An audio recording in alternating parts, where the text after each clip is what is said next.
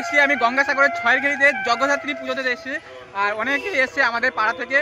তো সামনেই দেখতে পাচ্ছ মেলাটা শুরু হয়ে গেছে, আর এদিকে লাইটিংয়ের দৃশ্যটা তোমরা দেখতে পাচ্ছ। তো অনেক দিন থেকে আমি কিন্তু মেলাটাতে বেরোইনি, তো আজকে ফাইনালি বেরিয়েছি। আর অনেক দিন থেকে মেলা চালু হয়ে গেছে, আজকে বড় পুজো। আর বলতে গেলে গঙ্গাসাগরের এই ছয়েরঘেরিতে এইটাই কিন্তু জগদ্ধাত্রী একটাই পুজো হয়ে থাকে।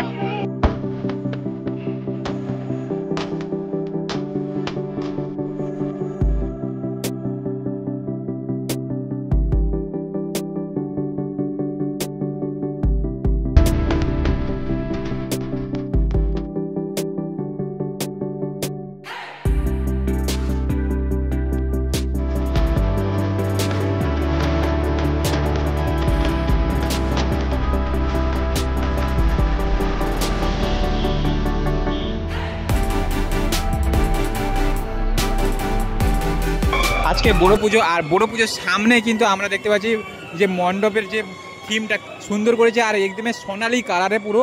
এরপরে আমরা কিন্তু যাবো ভেতরের দৃশ্যটা কিন্তু খুব দেখবো। ভেতরে কিন্তু প্রতিমা রয়েছে এবং ভেতরের দৃশ্যটা কিন্তু আকর্ষণীয় রয়েছে। একদিক থেকে মানুষ প্রবেশ করছে আর একদিক থেকে বেরোচ্ছে। আমাদের গঙ্গাসাগরে টোটাল কিন্তু একটাই এই জগদ্ধাত্রী পুজো হয়ে থাকে, এটা হলো ছয়েরঘেরিতে। এখন কিন্তু আমরা মন্দিরের ভেতরে প্রবেশ করছি, অর্থাৎ যেখানে প্রতিমা আছে সেখানটায় প্রবেশ করছি।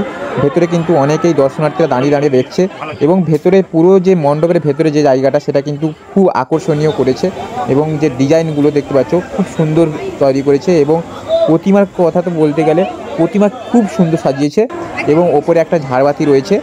মণ্ডপের ভেতরে কিন্তু পুরোটা ঘুরে দেখলাম, এবং দেখার পর ঠাকুর দর্শন করলাম। এবং আমরা যেই পাশ দিয়ে প্রবেশ করেছিলাম তার ডান পাশে রয়েছে এক্সিট গেট। সেই এক্সিট গেট দিয়ে কি আমরা কিন্তু বেরিয়ে গেলাম, এবং বেরোনোর পর কিন্তু আমরা পুরো আবার সেই মেন রোডে উঠলাম।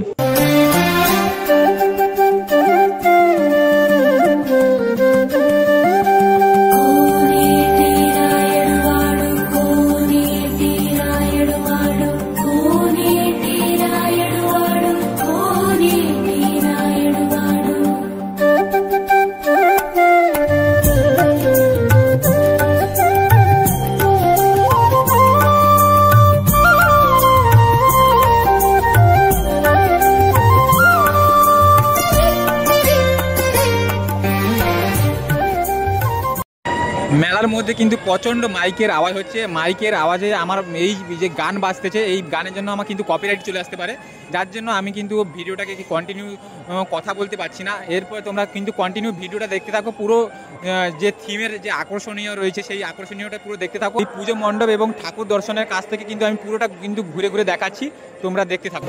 সন্ধ্যা আরতির জন্য প্রস্তুতি চলছে, বাজনা পার্টি।